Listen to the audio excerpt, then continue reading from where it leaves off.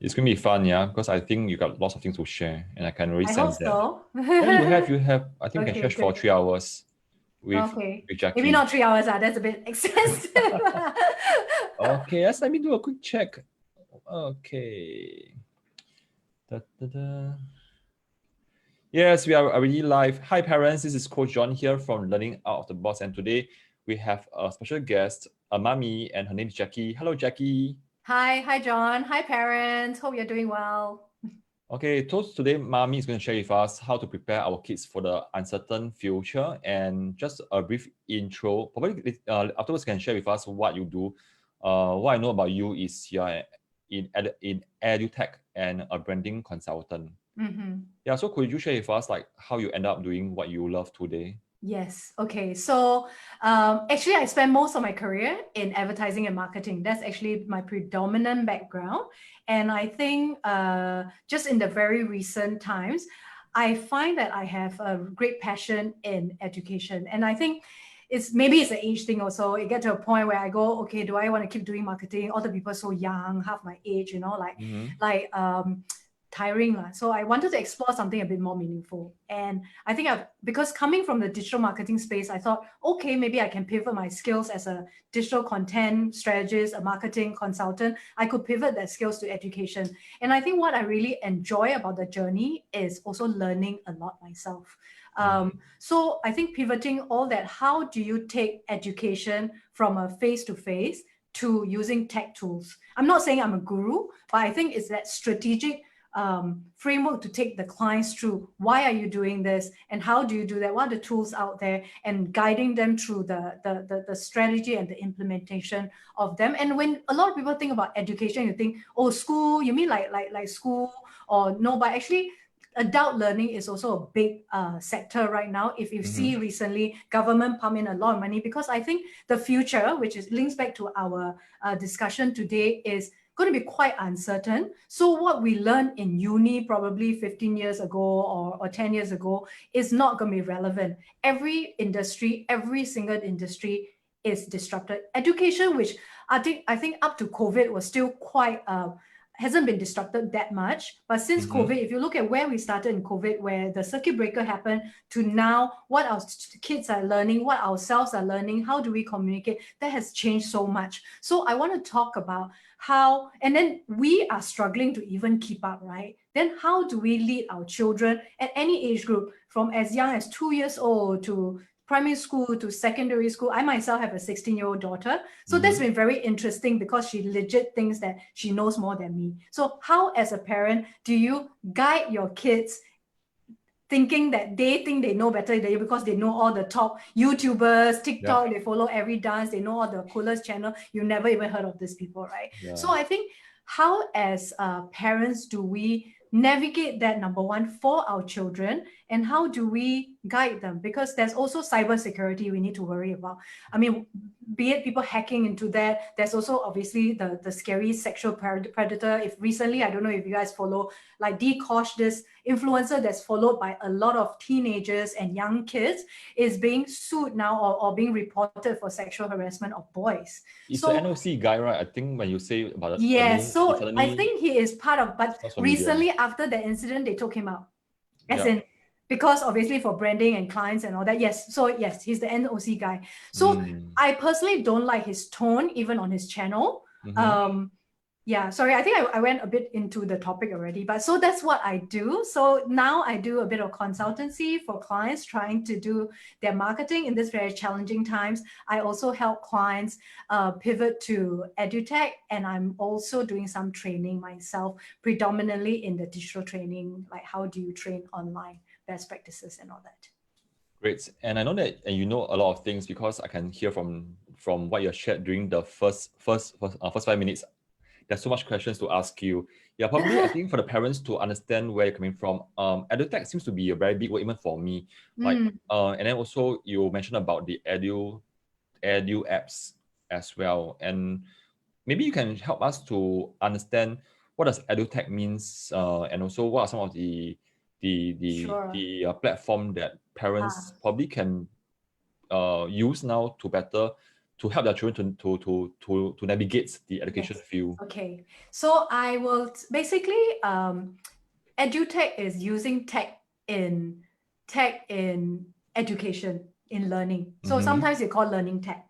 So in technology, it's actually a very wide spectrum. So it started from last time, the historically, once you take your books, you convert to PDF, you put it online, that was then Edutech. Wow. Then, correct? Then later become, oh, you can split into got video and multimedia. Then that was Edutech, and maybe still current version of Edutech. Then how do you deliver that to clients? Is it all must be online, or I can download, I can watch? There are different technology that shows the delivery. And then there is also then the engagement.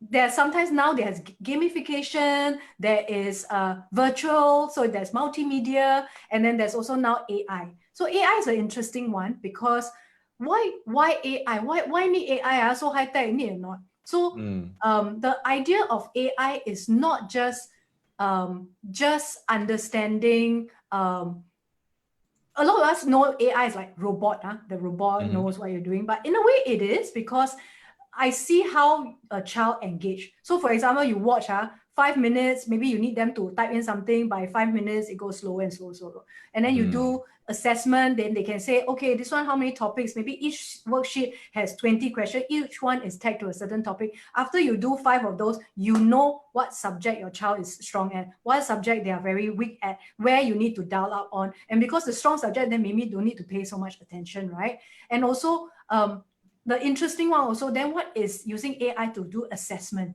Because now you also have emotion. So maybe now I think Poly are starting to do it. They make sure you turn on the camera. So it could be, if it's skills, can I do something on camera? You can detect if I maybe based on speed or based on how quickly I do it. If I do that, the step accurately, maybe there's something on the screen I can do. So now there are a lot of interesting way that people can learn. And last time we all think like, as long as I take attendance, I take the exam, I pass. But in the future, that's going to be very different. It could be an actual practical, it can be participatory. And if you look at what MOE is doing, right, they're moving our kids into a self-directed learning and developing 21st century skills. So again, as a parent, what does that mean? Okay, self-directed meaning, because now your kids, even for ourselves, anything you want to find, you Google. Not like last time, right? I think our days, you either go to school, if your parents are rich, you buy encyclopedia. Then those are, or go library and read. So those are the only source of knowledge. But now, you know, anything we want, we can learn from video, we can learn from bloggers, we can learn from even games, there's so many formats we can learn. Workshop, we can do webinars and all that. So which means that what we need is to direct our kids to know what are they learning, why they are learning, and how do you apply. So application also becomes quite important, because I think ultimately as parents, right, you want to basically, you want kids to learn is so that they can become self-sufficient and perhaps happy and successful adults. I think gone are the days just because I can memorize geography, I will be a like lecturer. I think gone are the days. There's a lot more soft skills involved. There's constant upgrading that you need to do to keep relevant. So I think in that regard, right? So this is sort of, I guess, in a very broad sense, what Edutech is. And there's a lot I think we need to learn ourselves, and a lot that we need to guide our children. And it seems like what I'm hearing is like the Edutech are like the hardwares, and yet the children need to also use some softwares, which I see them as having some soft skills. Okay. So when you say like being self-directed, could you help us to understand like what does self-directed means? Is it just need to do their own homework, or no? So let me more than explain that? that also. And I think I want to maybe clarify the hardware and software, right? So hardware essentially is like whether you learn it to a laptop, do you have a VR goggles, or is it you go to a space, you participate, but then they have giant screen, touch screens, for example. So the actual devices are the hardware. Software are those that were programmed so you can interact with them. Is either through delivery, engagement, assessment, and different formats. So that's software, but there's also that what we call the objective, the learning objective. So I think whilst last time very standard curriculum, right? And now parents also, wow, so much. Last time is like learn piano, learn swimming is the must do, now must learn leadership, must learn critical thinking. Then how to learn so many things? Correct, and must coding. Then some people also come out and tell you, don't need to learn coding not important. Then suddenly AI comes in, robotics come in, like is art still important? So do I still do the ballet or give up ballet, go and do coding and robotics? So I think as parents now, we maybe need to be a little bit hardworking also, do homework.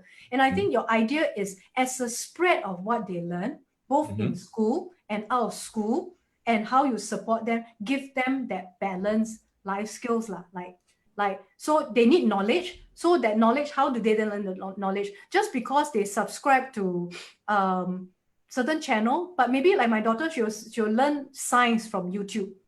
She likes this guy, and you obviously need to watch also and make sure it's clean and the guy is giving right knowledge, but things like that. So you can, number one, curate the channels they watch. And I think it's starting from young. So I also attended a kind of digital, how do I say, digital behavior for young kids. I think a lot of us, the default is to say, don't give them device, I take away your iPad. But I think more importantly, we need to teach them iPad or phone is a tool. You need to give them the right guidance to use the tool correctly. So it's, for example, last time play, right? You play, whether you go and play robber and thief, you go and spit over the flat. Last time as kid, very naughty, right? You stand and then you spit downstairs. Oh see how dear. well you can. I mean, so as a parent, you should say you shouldn't do things like, well, it's all categorized under play, right? So I think it's the same thing. I think rather than scare the kids and say, don't use your iPad, don't watch YouTube, I think we should understand and explain to them. So YouTube, you can use as entertainment, you can use as education, you can use as a social tool, for example. So explain to them how different people use differently, and for them to actually find the right, with your guidance, what is the right mix. Because I think now kids are very smart. You cannot do the don't watch, they'll find ways, they go and find free Wi-Fi somewhere, they secretly go and buy some data card or whatever. So I tried like the takeaway devices, but I think I find that when you explain to them or direct them to more educational, but education, make sure it's not like those National Geographic because they will be very annoyed, and like, so boring, mommy, So there are things that maybe for us to curate a bit better and find a mix, and also find maybe digital gamification way of learning. I think now for young kids, there are a lot of those. So also finding those sort of tools. Could I also ask you, because you mentioned that we can try to explain to our kids. So when you say explain, what are some of the steps that you can share? Because I think many parents told me they have a hard time, because I think what I have observed is that most of us just give the device to the kids without explaining. And there's a lot of expectations that you understand how to use this device properly. So end up when things go wrong, there's a lot of shouting and fighting and tears as well. So how can the parents actually explain? So when my daughter was very young, you do a few things. Number one, you use it as a tool with them when they're younger. So you do drawing, their coding program. I think there's one called Sketch. They help kids to like build games, and they're designed for young children. So I think ultimately a lot is doing with them. You cannot just give them the device and say, do it yourself. I think when you're younger, you do it. And so if they associate iPad as a fun time doing stuff like drawing or making a story, because there are those kind of like exercise. Like I remember when I was younger, I do that with my daughter as well to teach her reading. And there are those games, right? They are blanks. Then we invent things. We say, oh, there's a hippopotamus, because there's a blank. Then you say, okay, what animal? Name an animal. So you do it together while you're using a device, but you're not saying like play Fortnite or play Bubble Puzzle. I don't know what games they play. The other one that's very big now is called I don't know. My daughter's time was the block one. Do you know which one? The Okay, I think I also don't know much about a game. Yeah. But they're the different ones, right? Like Roblox or Roblox. something. Roblox is the new one. So Yeah. I guess first you try to play their game with them. I'm not a gamer, but at least I think when they first start, you need to try and understand why is it addictive. So even when you try to stop them, right, you at least feel like you have a bit more context. But otherwise you'll be like, stop playing lah. What's this stupid game? To them, it's like, mommy, you don't know one lah. Yeah, you just shut up lah, Whereas then because the point with these games, they are actually designed to be addictive. So when people with addiction, right? Have you tried drug addicts, people who drink? That's why it's called addiction. And addiction is a very real problem with children, device addiction. So I think number one, set very clear ground rules before they get addicted. Both parents need to be aligned. Sometimes, mommy don't want, mommy very fierce, go to daddy there, take lah. So I think that's something as parents, you all also need to work together. Grandparents, even worse. So be very clear. And when you say you give punishment, make sure you do it. Take away for 1 week. Don't care, cry. I already warn you. Tell you don't play. You want to play? 1 week, take away. See, play or not. And then do meaningful activities that are education with them, with the device. And I will try that one. I wasn't very successful. Take them to Kickstarter and see what other children do with their projects, just to show them, with on the computer, it's not just play. There are other things you can do. Watch news, force that one I must force a bit. So I think those are set very clear guidelines. Cyber security, when she was young, I always say never use your real name, never put in phone number and addresses. Don't put your photo anywhere. I think those are something I instill very, very strongly. So until now, she's very aware of that. And don't be afraid to say new cases, the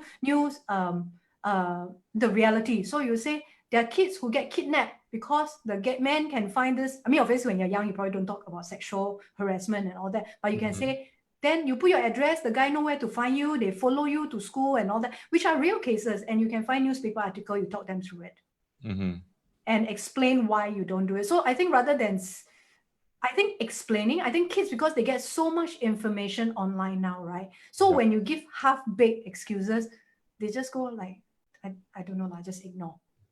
So I think it's also that, hopefully that's helpful.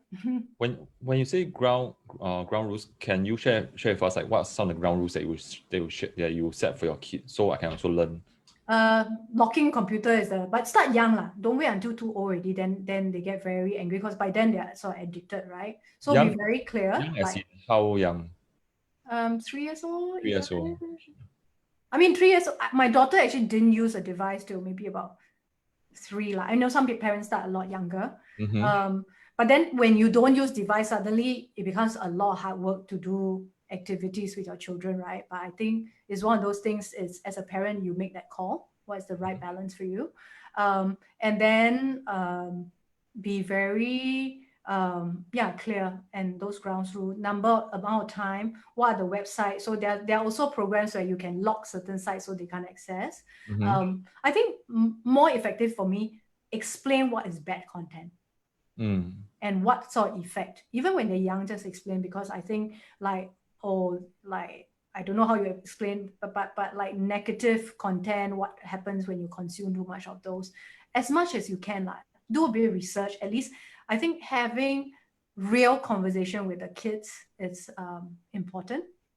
So they understand why you're saying no. Yeah, I think that's the other thing as parent. I find that why you're saying no versus like, I slap you, of course those will be like damn scary, right? And to them they just do it out of fear. They don't understand why. Yeah. So and why, and then when you set rules like how long, what can they play, don't put your real identity, the email address, you give them a very specific. When she was younger, I actually logged into the email, because whenever they sign up, you also you'll see the notification, and I was very clear, I will log in and check. So that I find useful. Even we only stopped when she was like 12 or so. So maintaining that transparency, and just say because they're young, we need to check, just so that there's no harm.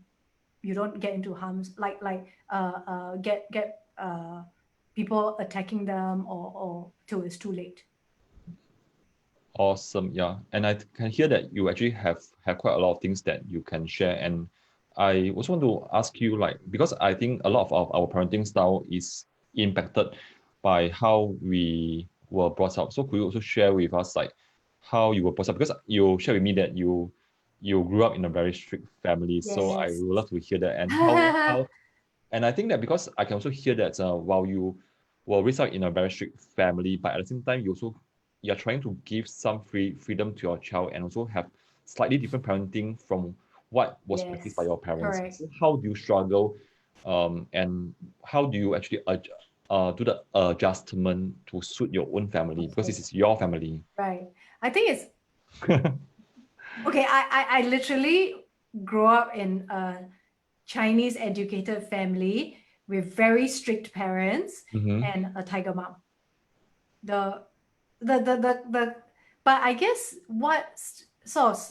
um what inspired me to do it differently because you literally grow up in fear. You When you don't say strict, remember. could you be able to share with some example like Okay, for example, how strict was I it? I go and collect PSLE. My mom say you don't get into first choice, don't come home in a very fierce tone. Can you imagine at 12 years old? Oh my God. Yes, So do you get in the first choice? I did, thank God. Okay, why? But it's a very hard balance because I also think I have to owe some of my success to that discipline. So I think you go the other way completely, right? Also then end up, which I find my daughter is a bit guilty of that, like no discipline, a bit of procrastinator. Like last time my mom shout only scared, like yeah. So wow, those 10-year series is like finished and like she comes, she throw your books on the floor. I grew up in that kind of environment. Wow. So but in a way you feel like you are just doing it not because you want to do or you understand why you're doing it more out of fear. Which I think in this day and age cannot work like that because like I said, the learning style needs to be a bit more self-directed. So take ownership. So I think kids nowadays, because they're exposed to so much, like last time we can keep them in the bubble. We just feed them whatever we want in this bubble. I think nowadays with digital and with all this different exposure, you can't keep them in the bubble anymore. And a lot of us as working parents, you also no time to like breathe down their neck, right? So I think you need to teach them to take ownership. So by ownership is like what kind of person do you want to be, right? So you go so when my mom like basically just tell you what can and cannot do, but you know what, like I said earlier, you will still go out and do things behind her back. Then sometimes you even make a conscious decision. I will just break the rule, I come back, then I kena, but never mind. But rather than I consciously choose the right thing to do. So with my daughter, I am very clear I don't want to be a tiger mom. I think sort of letting them make certain decisions. So even I remember when my daughter was very young, like 2 years old, right? We go to McDonald's, we'll say, okay, you want to sit here or sit here? So for them to think about choices and understanding why they want to sit where. And even if you say things like, oh, why do you want to sit there? So I think for them to even weigh out decisions, I think that's quite important. The other thing, which I think now I think back quite cruel for my daughter is, I didn't want her to be spendthrift. I understand, especially for us, when you have reached a certain level of, not say affluence, but you can afford, and I only have one daughter. So you can't help, you have this like, you want, I buy for you. Oh, okay, no problem. Because sometimes a lot of time it's not a lot of money to us. But I was very conscious because I suffer from not understanding financial planning when I was younger. I only learned that quite late and it was a struggle. I want to instill a bit more financial planning in my daughter. So our rule was every Sunday when we go out, she has a choice to buy whatever she wants, one item. So it's very clear. So there's a quantity, like one item. Okay. The amount is up to $10. And she needs to explain to me of her choice. So other people say, wow, you really like wow, so kankao, like $10 have to explain so much. But I think it helps you think. So if let's say we go to a petrol station, right? She buys one, let's say, pack of sweets, $2. To me, that one thing is gone. So I think slowly then she learned that, wow, then you can see she struggle. Should I buy this now? But later on, we're going to the mall, so maybe I can buy other things. And then like she has to explain to you. So it's things like that where I feel like you lead them to take a bit more ownership. So it's less about asking you for permission. It's more of thinking through and making the right decision. Great, and I know what you're saying. Yeah, because actually there's a mom who I have talked to, and she will get her child to ask 7 times. Oh, 7 times. Because if she asks the 7th time, then it means that she really wants it. yes. And then like I remember last time we will be at Toys R Us, because buy present for her friend, I have to say no, you cannot buy anything. So can you imagine that kind of death stare I get, right? But to me, a rule is a rule. You already bought something else earlier. You could have saved. You know we are coming here, so it's going through that sort of I guess decision making process to help them, make decision. So I mean, I guess every parent does it differently. That's how I even now, like we will have discussions around why you do certain things. So for example, like just now I mentioned the decosh. So we were having a discussion, where do you draw the line from bullying to humor to breaking the law? So I say, I don't know. Like, let's have a look. So we look at different influencer, their videos, and say, well, you see this guy just point out certain things without being mean. And that guy, like Dekosh, actually attack people, call people stupid, call people fat. So to me, that is not acceptable behavior. And obviously, if you say certain things that are completely untrue, you can get sued. So we kind of dissect that, because those are skills I think young people need now, because the world is no longer black and white. Yeah, and media as well, right? Like, and a lot of influencers, they're very smart. They come across nice. They're trying to help you. But their content sometimes may not be very healthy even. Yeah. So they need to make that kind of decision for themselves. If this is the right content, and what am I learning from it? Is this, what do I take out from it? Yeah. And it sounds to me that there's a lot of conscious decision to make like this kind of chance for you to talk it out with your girl. Yeah. What are some of the other the family routines that you have at home that you make sure that it happens, because it's like your weekly family time with your girl? Actually, it gets harder when they're older, especially now, like exam period. But I think meal times, or we make time to because actually I find, okay, maybe also I was working in marketing, so I was trying to understand what young people consume. Because I feel so far, like when TikTok started, or even when Instagram started, she taught me how to use it, what to use. So I think I use that as a opportunity. So sometimes show interest in what they like, gaming, instead of just writing off like kid stuff.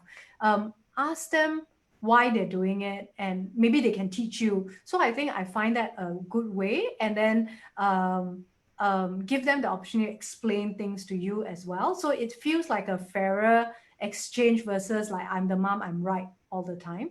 And if you agree, or sometimes you disagree, then I guess have a discussion around it. So I think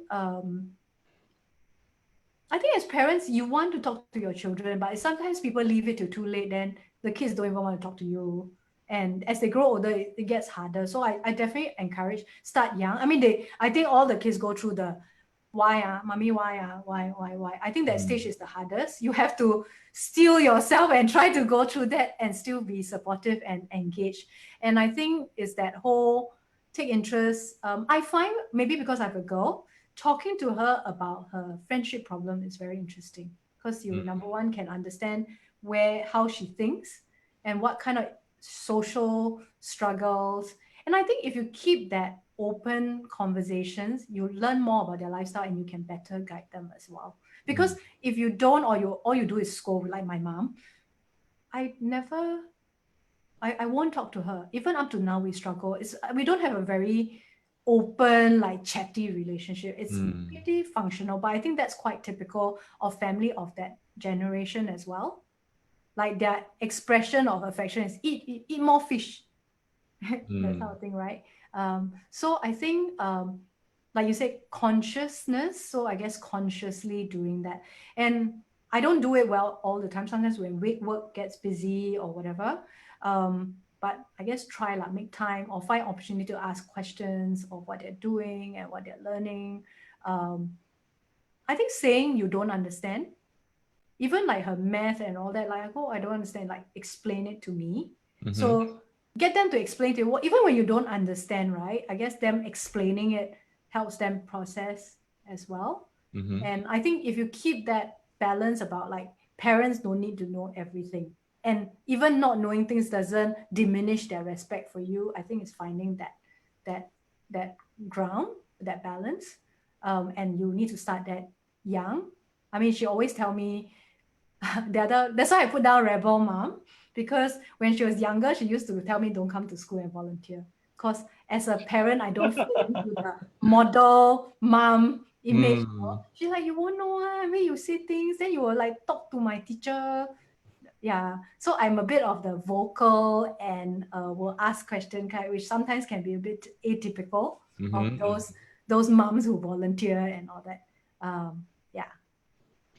And I like the part that you said that it's always good to start early, because I do have some parents who I still stay in touch with even after their kids left us after P6. Yeah, so there's this mom who always put the child down. Then when the child entered Sec 1, and then she texted me and said that John, and I need your help now. Now my boy doesn't talk to me. Then in my mind, and I know why, because in the past, mom always put him down, and then now the child decided to shut the mom out of his world.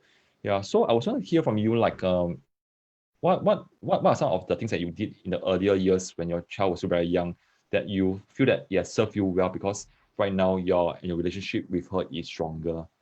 I feel don't baby talk. I think a lot of Asian parents do that. Baby talk as in what? Sorry, and I don't get it. Yeah, so even like, oh look, Like, come lah, come eat rice. Oh, let's go. Like it's very sayang sayang like that, sayang sayang. huh? Is it like sayang sayang? Come on, come on. Come, and you know, like you don't have conversations. I think, okay, maybe I'm generally curious. So you ask, oh, so why do you choose this? And last time I used to go to her party, right?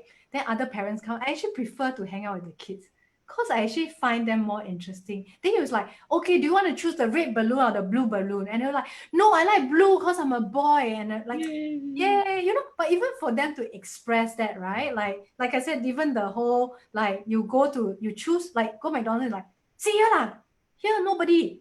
But you just say where do you, and sometimes they pick somewhere you really don't want to sit because like next to a very loud. But to me, if you offer that, then you just have to go through with it. Like, yeah. And then with small things like do you want to drink this, or do you prefer, just even had small I think it's really starting with a small conversation. And then like, oh, tell me more about your friend. So kindergarten, she will tell me things, she'll come back and excitedly she'll tell me, oh, today this boy come, he hold my hands. Like very cute. Yeah. And then like you're like, oh, boys can hold your hands, but cannot let them kiss you, you know? Like, yeah. Then we have very cute conversations. I remember he come there, there's this boy by, I can't remember anyway. He said, oh, do you think, mommy, we'll be together forever? Yeah, if you actually listen and talk to them, they come up with very cute things. Okay, I think bedtime. Bedtime stories is a very good time where you wind down, you have conversation, then you read stories, you ask them about it. And because I get very animated, I'll be like, then she's like, mommy, read that one. Like, yeah. So I think just to communicate. Yeah. So you ask the story and like, or like sometimes I make up stories. Like when we tell stories, then I'll make up stories and ask her, okay, now your turn to tell story. Then they'll tell you, and then she'll laugh. And yeah, so I think I really miss those time, but I think that's the foundation you build. Because if they already cut you off as you don't understand, all you do is scold me, which is I guess my experience growing up. It's very hard to connect later on. Yeah. I think you can if you go and have a very open conversation and say like, I think showing vulnerability, which a lot of Asian parents struggle with. Yeah. Like even there are times where I'm laid off from my job, I will tell her. I say, don't worry, we're not poor or anything, but just that can happen and why it happened. And you actually give them like real reasons. Like, I mean, don't make it doom and gloom. That like, oh, like work. Like sometimes you come home, you're like, okay, today, like you try to explain as much as you can. Mm-hmm. Yeah, I had a horrible day. So this person. So I think when you do that, right, then she also share her day, like, oh, today this person did this, and listen. I mean, sometimes it's not easy because when they're younger, sometimes not clear or they repeat the same story. But I think showing, being attentive, listen. I think active listening is important. Mm. I Yes. think when you have several, maybe difficult. Then the several one, maybe you need to find time each one to have that active listening time. Yeah. Yeah. And even for myself, if let's say I know that I did something wrong to my girls, and I will try my best to say sorry. Yeah, it's very hard. It's very hard, but It's very hard, yes. I I will think still make Asian it. parents, yeah, we find it very hard. Yeah, but I will still, because one of our family rules is to apologize within the same day. Yeah. Oh, yeah. So I find that if I want them to follow this rule, me as a dad better follow it first. Yeah. So setting good examples. Yeah. And sometimes it's small things, right? Like, oh, mommy, you didn't put the cup back. Oh, I'm so sorry, I forgot. Like, and you need to start young and from smaller things so it becomes okay to do it. Yeah. Okay. Because I also have the chance to interact with many parents, and in fact, I know that being a Singapore parents are they have to work lah. Sometimes they have to bring work home lah. Then also trying to find time, and it's like stealing, in your own words, like stealing time within from ourselves to give our time to our children. Yeah. So, what are some of the things that you will want to say to parents who are still trying, and yet it's so hard to take out time, because you know that sometimes the work simply just mount up, wow, so much work, and there's no time to finish it at all. I have this thing called outsourcing. Outsourcing to who? So sometimes like my girlfriend, because like you know the relationship as parents sometimes is not the easiest, and because you need to be a disciplinarian as well, so sometimes you can have some tension. So I used to, like, if we have a group with friends and they also have kids, like encourage, like they will ask questions, or sometimes they'll PM me, say, hey, your daughter that they say that thing, like you might want to just check, but don't go like, hey, why do you say it like that? But so I think if you have a social network, either your relatives or friends, or an older cousin or whatever. So like I do that for my niece as well. The mom will say like, oh, can you talk to her? Then I will actually schedule time and talk to her, because you find that sometimes also it's 八字不合, I feel like your personality clash, also sometimes very hard to talk about certain things. So I think it's building a network of people that can perhaps support you. I have thankfully girlfriends who when we meet up, they're like, oh Tara, what are you doing, and all that. And then even listening to that conversation, you do get some insights about what they're going through and all that. So I think I encourage people, because now we're all very busy, and I think it's a bit of the outsourcing of doing activities also lah. So this week we go here with this group, and then other group, and then when they chit chat, and I think facilitating so you have time to chit chat and they talk to you rather than just go and do the things and go home. I think for them to understand that they are also not only have the parents to talk to. Yeah. So I will arrange, like I say, like if she wants to do something, she said, oh, when I grow up, I want to be this. I say, oh, so and so, auntie so and so is a lawyer. You want to talk to her? At least you offer. I mean, sometimes they take on. So I say, okay, next week we're going to the house. Why don't you ask? Or at least when I know they have that interest, then I say, okay, so and so, okay, you ask her lah, like, oh, what is it? Is it whatever? Or I will go and find out more information. Then I can say, oh, Auntie Lillian say that, oh, to be a lawyer, you must do this. So it's not like I am the only source of information. And I think getting that kind of support, and also less stressful that you feel like you need to know everything and do everything. And I caught the part that you say outsource. Do you also mean that, let's say I work and I got a lot of jobs, but I can still outsource my task to someone else. You so that can I also, because so what you get do is you do done. play groups. So no need everybody go lah. This week you take all the 4 kids to this. Next week I take all the 4 kids. So I get a bit of time off. Next week you get a bit of time. I mean, you do that when you're a bit older lah, when you don't need to. I used to be the mom who takes the kids to RWS because the parents all say a parent must go, otherwise they all cannot go. So but so it's like network support, right? So rather than everybody go everything, which I know very tiring, then you find people that you say, hey, this week you then take swimming, next week I take to the museum or whatever. So I think everybody also get a bit of breather. So that could be a way to get around it as well. Wonderful. Yes, because when I first hear outsource, and I thought that what you're saying is I have the task, the job from work, so I outsource my work to somebody else. I think that one is possible also lah, only if it's, I don't know. But okay, I say outsource parenting. Okay, so last time also, my work very stressful. So weekend, I'll take her to my girlfriend's house. She loves my girlfriend. I will nap, So I take her to my girlfriend's house. They will do whatever they do, baking or do craft or whatever. I take a nap. 1 hour, I wake up, they're done, then we go for dinner. So really, it's outsourced lah. Yeah. So rather than they sit at home and be on the iPad. Yeah. And I think it's like we bring our children to the grandparents' house on weekends. I think it's a similar concept. Except I think grandparents, they don't engage the children. I think for me, taking my daughter to my mother's house is she babysitting my mom, not the other way around.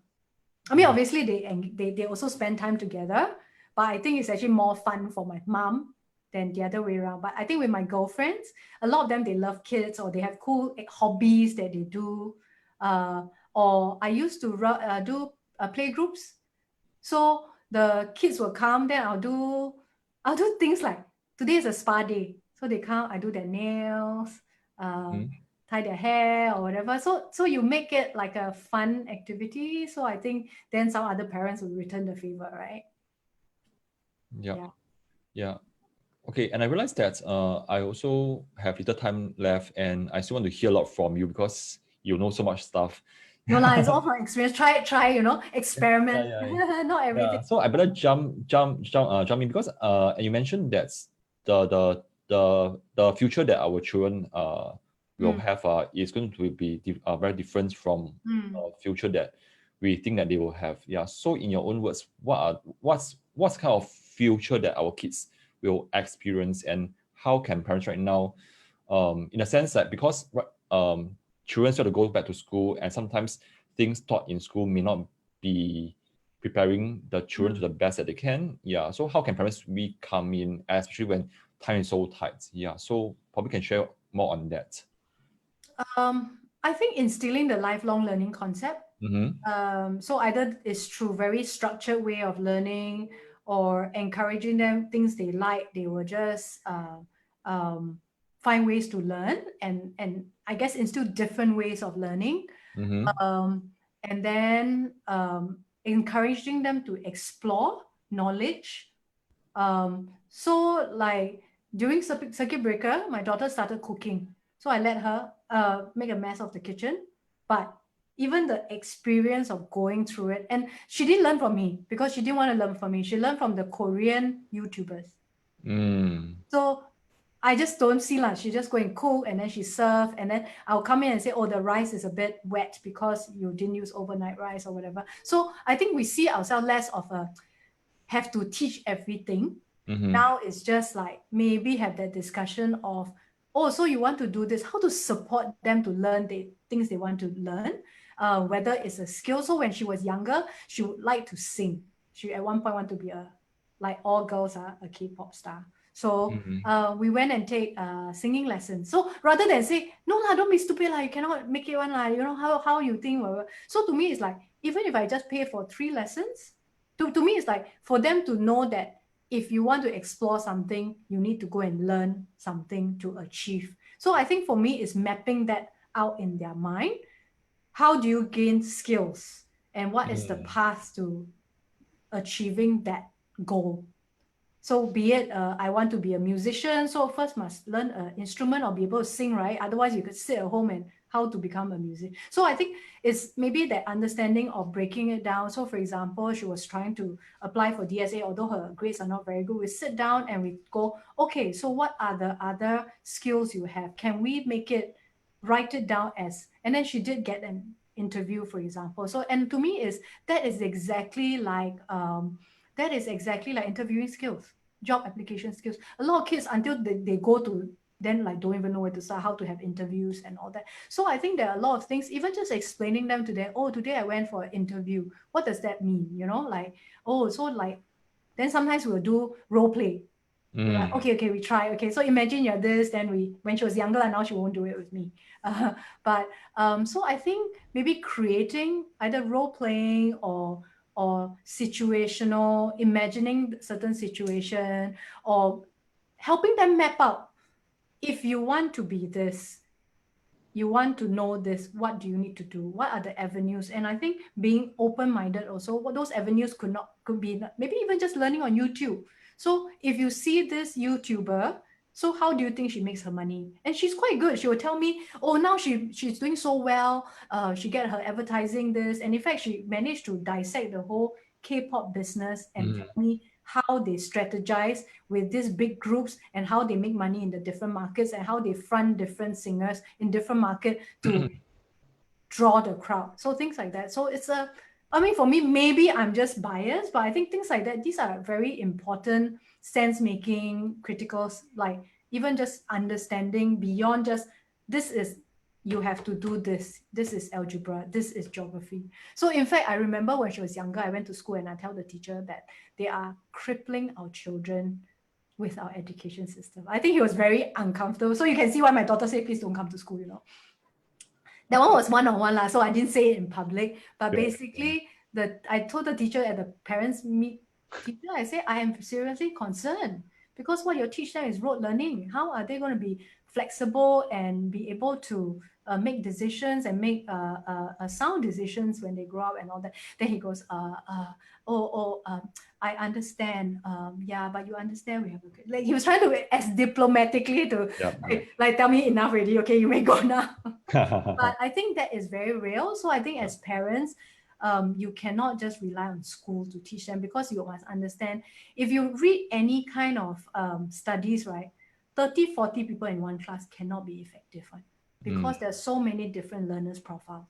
And with that, the demands of the curriculum, the class size, the kind of different profile, it is, I know it sounds very terrible saying this, but it's probably not the most effective way to learn. It's very probably still okay as knowledge transfer, but if you look at learning and application in the true sense, maybe it's not the way. That's why there's such a big booming tuition business and enrichment as well, right? So I think understanding, even recognizing that, and then you go, what the school doesn't teach. Or if you picture yourself, what does a young adult that is successful, maybe you've seen someone at work and you think, why is this guy? Sometimes it's eloquence, sometimes soft skills like people management, having empathy, and all that. And then I think you have to actively train those in the kids. And if you go to the MOE website, they already put out what the 21st century competencies are. Yeah. And I think they will favor people who have those. So I think beyond what the school teaches, then as a parent, how do you equip them to align to that, to give them a bigger chance of success? If you look at the big companies like the Googles and Amazon, they already tell you, you don't even need a degree to apply anymore. Last time, like the basic job, even entry level executive, basic degree or diploma is that now they don't even, a lot of big companies are stopping that. And now you even get Google offering certification 6 months instead of your 3 years in uni. So if you look at the disruption now, then I guess what does a successful employee look like? And I think thinking about that and how you can support your child to be that person is important. And now with a lot of remote work, right? So when our kids go out to work, they can hire someone in India, Philippines for a third the price. Yeah. So how does your child have that advantage for the employer to want to hire her at a higher salary? what is the advantage? And I think we need to consciously provide our children with that advantage. Yeah, and I know where you're coming from, because I think that right now, even with so many things being able to be processed at home, yeah, because the work at home culture is so strong now. Yeah, a lot of the things can be done by people, not just in Singapore. It can be from anyone in anywhere in the world. Correct. And really, the reality is these people are a third the price or half the price. Then to me, it's like, what do you have that's going to give you that for the because last time it's like, oh, maybe must visa, so cannot employ them and all that. And that will all go away when they work remotely. And a lot of, I think, the very classic case, call center has already started how many years ago? Probably in last decade. Correct. And because phone calls, then overseas call become cheaper. Then all the VoIP calls and all that, right? So now we work from home being such a strong culture. Imagine safe rental, safe salary, what not to like? Then what is the advantage your child has over the equivalent from another country? Yeah, when I hear from you, and the answers that I give to myself is, I think a lot of soft skills that our children lack, which I think that we can all start from home, like, as in, and the parents plays such a big role in how to engage the child at home in their daily lives, and not waiting for other places to teach that to our kids. And with us, with our demands of work, now us are working from home for a lot longer hours and a lot of pressure, meeting numbers and all that. It is stressful, but I think, I guess if you're investing in your children, you need to take that conscious effort to do so. Like, my child is not the most academic, so I can't say she's going to be a scholar and get scholarship. I mean, I did tell her, in fact, I tell her, okay, I've planned for retirement. I'll be very candid with her. I say, I've planned for retirement. My goal in my retirement plan is not to burden you. Of course, I can take that money and let you go overseas and study, but I don't think that's the most sound advice. So I think if you want to study overseas, then we can obviously do a 1-year exchange. I think that one we can still manage. Otherwise, you need to get a scholarship. So we have that sort of very open, and those are very normal conversation, right? You don't wait until like special occasions, sit down. So it's that kind of thing that you go, yeah, I mean, do you think so? If not, then or maybe you sign a contract or look at what. So I'll tell her, even we strategize. So I actually tell her, what do you want to do? And then we map out what is right. I basically encourage her to take AI. Because I say that everything is going to have AI, at least you will have a job. I don't know. Then she go, mommy, but I don't like this kind of computer. Then we even map out. So we went to I'll go to international work website to look for jobs. Then we say, okay, let's see AI, what do we have? So these are becomes very real education, right? So then I said, let's read the job description. What do they need to do? Then they read, then they go. Then sometimes you have to explain because they will be like, strategy, what does that mean? So I say, okay, you can be the person who does this, because even AI, there'll be business development people in the AI space. There are people who are strategists. There are people, even designers, who need to design products for that space, but you need to understand the product. So I was just sort of mapping out for her and say, don't think of it. A lot of kids, because of our education thing also, right? It becomes engineer, only engineer can do. And it doesn't help. I think a lot of time our government also oversimplify things. So almost like, 1, 2, 3. Then they just take it as it's all black and white, 1, 2, 3 lah. But there's a lot of the 1.5, 2.3 and all that. So I think I try to, when we have those conversations, pull it down. Even we had very interesting conversation during the election. So we talk about the different parties and what are her point of views. We watch the debate together, get her point. It's quite interesting. While she is not involved, to get a point of view why she supports. It's also a good way for me to understand how the younger generation think. So I think everything is a conversation. And obviously you tailor it, like you have young children, right? You can explain what election like your class, like that, you have people you want to vote to be, who wants to be a leader, that kind of thing. So I think And I think I didn't have that kind of conversation since young. So as a curious adult, I feel like there's a lot of learning I need to do. And I always wonder why, and I have a chance to work with overseas colleagues, why do they always seem so much smarter and so much more evolved almost, right? About world's kind of issues and all that. Start from young, even being sustainable, eco-friendly. I mean, to me, explain the concept. We don't have to adopt it. And even if I adopt it, I don't force her to adopt.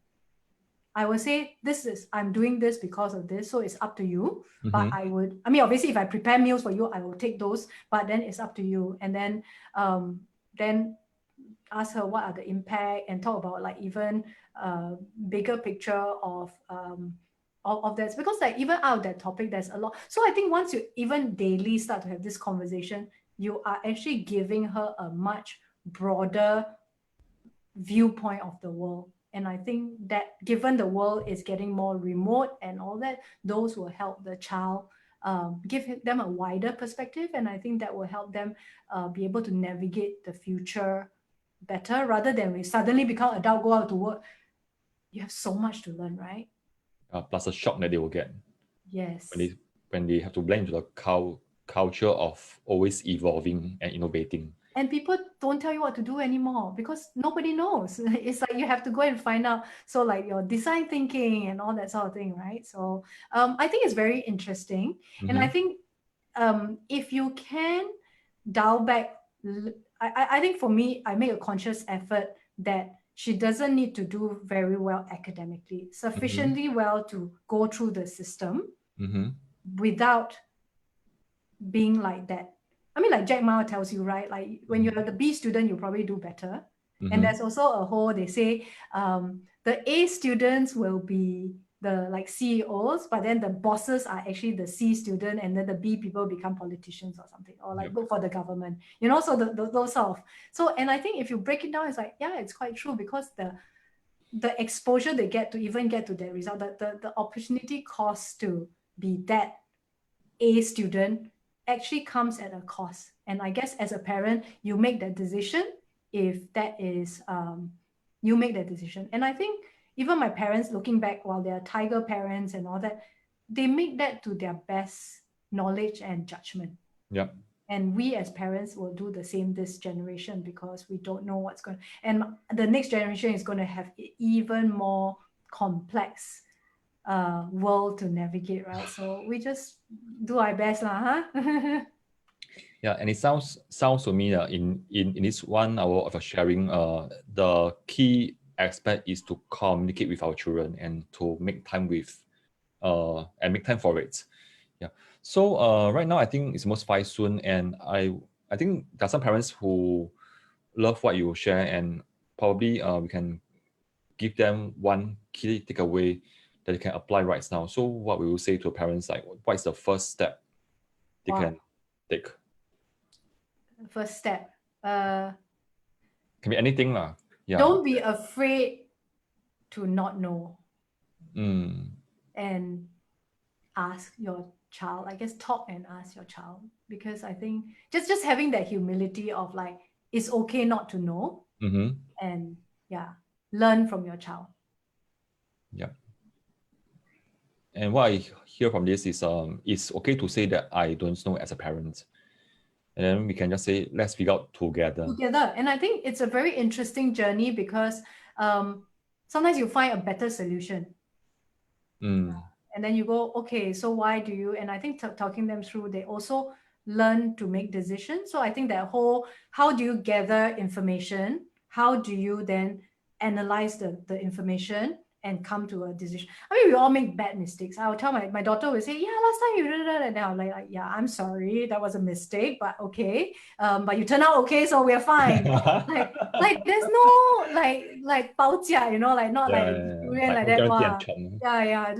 Later money back guarantee like that. But it's like you turn out okay, so I think that's fine. And I think again, it's too soon to tell, right? She maybe seem fine, and friends will say like, hey, your daughter so quiet, but then you never know lah. And then you get those very quiet people suddenly got emotional, got mental problem, and those are different. So I think it is there's no 包家啦. Yeah. Evolving and learning a journey for both, or for your children and you. Yeah, and I think for myself, the key takeaway for some parents is it's okay not to know everything. Yeah, because I think when some parents talk to me, I sense that it matters to them that they must know everything Yeah, before so they find out and tell the child. But I think maybe, yeah, the approach will be, let's find out together. Yeah, maybe that if anything you have to submit, will be like, it's okay not to know and find out with your child. Then here what, because sometimes they actually make better decisions than you. Sometimes I ask my daughter, like since young, she will tell me what to wear. She will like, okay, that one looks like Wow. not right for work. Then you ask why. So even things like that, you'll be like, Wow, what a smart girl. yeah. So I think because when you encourage them to speak up, right? Like we do everything, like you go and buy a plant, then you're like, should I buy this? But sometimes she gets upset. She say, you ask me, then you don't follow my recommendation. Then ask me for what? Of course, it's not all smooth sailing. It's not like all the time, right? Then you have to explain, like, I just wanted, then you take that opportunity to explain second opinion, right? Doesn't mean I have to take it. But you see, then you actually see how they think also. Because to them, they feel insulted, right? Like, you ask me, then you don't even listen, then ask me for what, So I actually enjoy this conversation. Then you go, oh yeah, I guess she felt a bit insulted that I didn't take her. Yeah. And then take it, I think keeping it light also, like don't feel like you need to know everything, do everything right, because cannot like our parents also don't get 100% right. We will not get 100% right. The next generation also won't get 100% right.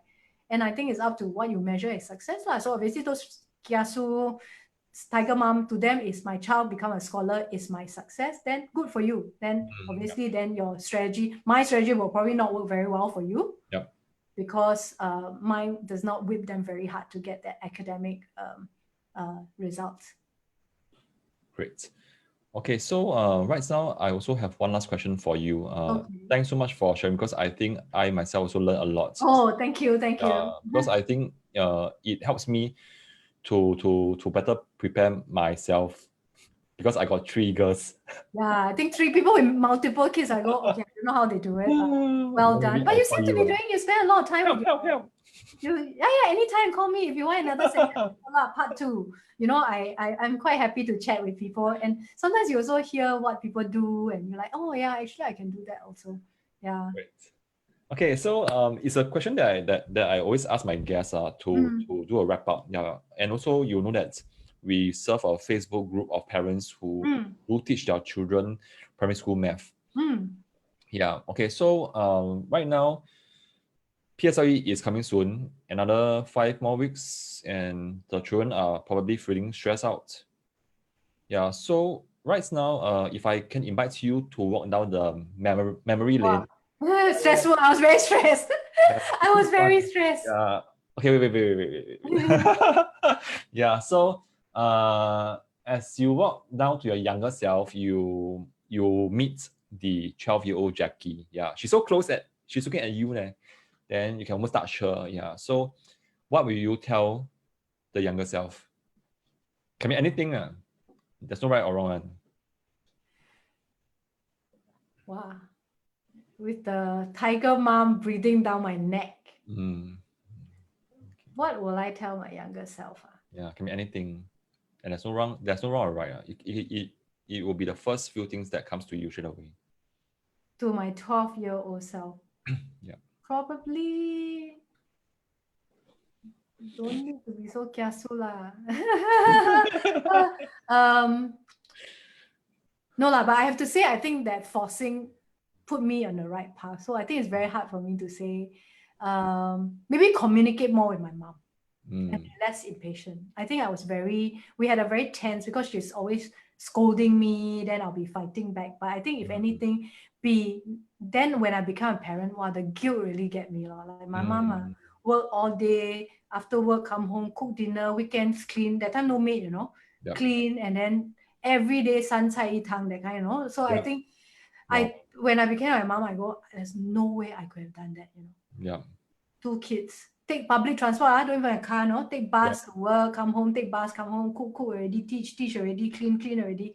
So I think in a way, if I can go back, I'll just be nicer to my mom. And maybe then we won't be as tense. Like, I think if we communicate more, I won't seem like such a rebel child. Then she will probably not be so harsh. Then we wouldn't be in such a tense relationship. Great. Thanks for sharing. Hey, no problem. Yeah, that was a long lane to go down. Yeah, I think sometimes it helps us to also think from a child perspective. Yes, and speaking of learning, right? I learned a lot. My daughter is a lot more even-tempered than me. She teach me a lot about mending my relationship with my mom. Wow. Yes. That's awesome. Yes, I tell you, she observes, and then, so I don't know, also because we have the open relationship, right? Then she will actually call me out. She say, why were you so impatient with Papa? That's so not nice, you know. And it's that kind of wake up call, because if no one calls you out, you really think that it's okay. It's an okay conversation, because your whole life you speak like that, like, you're small, that kind, you know, like. So, and sometimes we're not aware of that tone until and obviously who else is going to tell you, right? Yeah. So I think, and she actually said, but she has changed. She's not that person anymore. Then you need to be nicer to her. You know, it's that kind, like, so to me, it's like, wow, that's a learning to be a better person for me. So I think if you actually listen, you can actually learn a lot from kids as well. Awesome. Thanks for sharing that as well. Yeah, I think it's I think for when a child shares, I think it's also everything is out of love lah, for mommy. So if you see that, I think she also wants the relationship between you and your mom to be better. I mean, I think it pains her to see the tension. Yeah. Because she's never seen me as that person. And I think in the whole world, it's only me and my mom, or me and my family, that's like that. It's almost the 八字不合. But again, it's because we speak like that growing up. So to us, it's normal. But to a third party, like my daughter who came much later, it's like, why are you this person, you know? And I think sometimes, yeah, it takes a child to point that out to you. And I think if we didn't have that open communication, she would just think to herself and not mention it, right? Yeah. So then it's very funny. Then she give me tips. And then she's my teacher. So I said, like that, okay? Then she said, yeah, today better. She'll grade me. Great. Okay, Jackie, thanks so much for being here. No, thank you. Thank you for having me. It was a lot of things to talk about. No, anytime. So if ever you want to have another chat, or even privately, this is a topic I have a lot of it's a lifelong project almost lah. Yeah.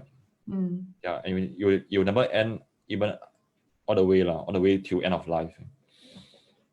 Well, I think that at some point it will turn around. Then I'm like, okay, I'm your problem now.